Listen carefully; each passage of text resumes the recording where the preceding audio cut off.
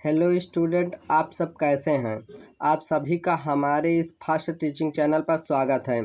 आज हम देखेंगे क्लास 12th हिंदी से एक मोस्ट इम्पॉर्टेंट लेखक का जीवन परिचय तथा साहित्यिक परिचय, जयशंकर प्रसाद। ये क्लास 12th हिंदी के एक मोस्ट इम्पॉर्टेंट लेखक हैं क्योंकि ये यूपी बोर्ड में 4-5 साल से हर साल पूछा जाता है कि जयशंकर प्रसाद का जीवन परिचय तथा साहित्यिक परिचय लिखिए। तो ये 5 नंबर का पूछा जाता है। आपको ऐसे ही पूरा लिखना है जैसे हम बताएंगे। तो जीवन परिचय के साथ साथ इनका साहित्यिक परिचय, बोर्ड पेपर में साहित्यिक परिचय पूछा जाता है किंतु हमें वहाँ पर थोड़ा जीवन परिचय भी लिखना होता है और उनकी कृतियाँ भी लिखनी होती है। आपको हम पूरा बताएंगे। ये क्लास 12th हिंदी का है तो 5 नंबर का ये यूपी बोर्ड में पूछा जाता है। तो जयशंकर प्रसाद एक मोस्ट इम्पॉर्टेंट लेखक है, इसलिए आप इनको अभी से एकदम रट डालिए।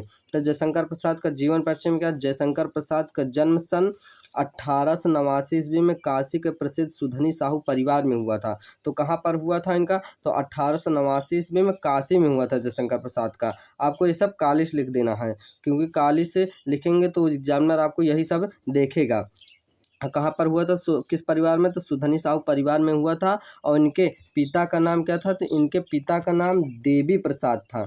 इनके पिता का नाम देवी प्रसाद था। ये तंबाकू के एक प्रसिद्ध व्यापारी थे। क्या थे ये, तो तंबाकू के एक प्रसिद्ध व्यापारी थे। बचपन में ही इनके पिता और माता की मृत्यु हो गई। बचपन में क्या हुआ, इनके पिता और जो माता थे उनकी मृत्यु हो गई तथा इनकी मृत्यु उसमें किस कारण से, तो क्षय रोग के कारण से हो गई थी। अब हम देखेंगे साहित्यिक परिचय। तो आपको साहित्यिक परिचय हेडिंग डाल फिर लिखना है कि श्री जयशंकर प्रसाद छायावाद के प्रवर्तक, नाटककार तथा उपन्यासकार भी थे और इनकी कामायनी सबसे प्रसिद्ध और सबसे बड़ा ग्रंथ है। तो कामायनी जो है ये जयशंकर प्रसाद का क्या है, तो सबसे प्रसिद्ध और सबसे बड़ा ग्रंथ इनका कामायनी ही माना जाता है जयशंकर प्रसाद का। तब तथा इस ग्रंथ पर इनको मंगला प्रसाद पारितोषिक पुरस्कार से सम्मानित किया गया है। तो कामायनी ग्रंथ पर इनको किस प्रकार से, तो मंगला प्रसाद पारितोषिक से सम्मानित किया गया है तथा ये नगरीय प्रचारणी सभा के उपाध्यक्ष भी रहे हैं। क्या रहे हैं, तो नगरीय प्रचारणी सभा जो है ये उसके उपाध्यक्ष भी रहे हैं। और प्रसाद जी ने कुल रचनाओं से हिंदी साहित्य में एक युग, प्रसाद युग का निर्माण किया है। किन्होंने, तो जयशंकर प्रसाद ने, तथा इन्हें प्रसाद युग के प्रवर्तक भी माना जाता है। तो मतलब प्रसाद युग का निर्माण जयशंकर प्रसाद ने किया है और इसे प्रसाद युग के प्रवर्तक भी जयशंकर प्रसाद को माना जाता है। और मात्र 9 वर्ष की ही अवस्था में इन्होंने एक कविता रचकर सबका मन मोह लिया। मतलब ये जब 9 वर्ष के थे तभी इन्होंने एक कविता रचकर सबका मन मोह लिया था।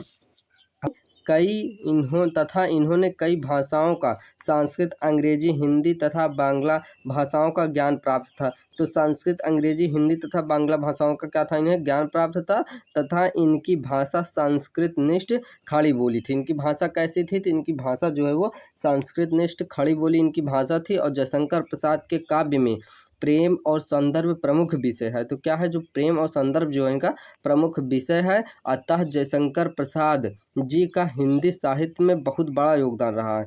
किसमें, तो हिंदी साहित्य में जो है जयशंकर प्रसाद का क्या है, बहुत बड़ा योगदान रहा है। अब इसके बाद हम क्या देखते हैं, रचना। तो इनकी निम्न रचनाएं हैं। तो काव्य में है कामायनी, आंसू, लहर, झरना।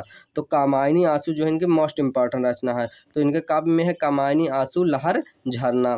कहानी में है आकाशदीप, इंद्रजाल, प्रतिध्वनि, आंधी। आकाशदीप, इंद्रजाल, प्रतिध्वनि, आंधी, ये सब कहानी है। उपन्यास में है कंकाल, तितली, इरावती। इरावती जो है वो अभी भी अपूर्ण है, मतलब पूरा नहीं लिखा है। तो इरावती जो है क्या है, अपूर्ण है।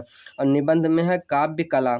निबंध में क्या है, निबंध में है काव्य कला। और नाटक में है चंद्रगुप्त, स्कंदगुप्त, अजातशत्रु, प्रायश्चित, जानमेघ का नाग यज्ञ, ध्रुव स्वामी।